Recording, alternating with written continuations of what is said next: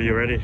Yeah, so here's the Super Whip, which is a Omnium CXC, which is the only one in Australia that I'm aware of. Running pretty nice parts. Chris King headset for steez.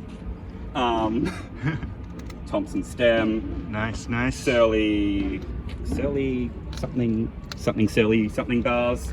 Cheetah bars, sorry. Set my rack.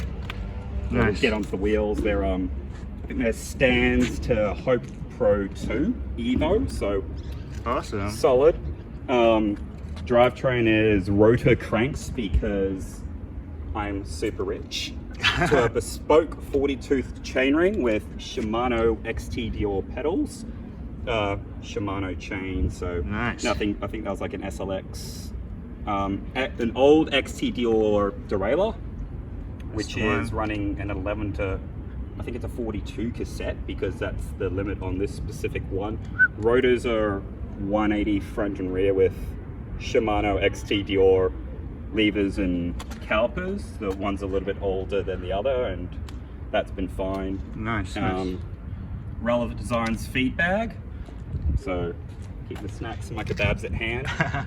Ergon something grips because I'm an old man and I like comfy, and just no-name seat posts and a specialized power saddle.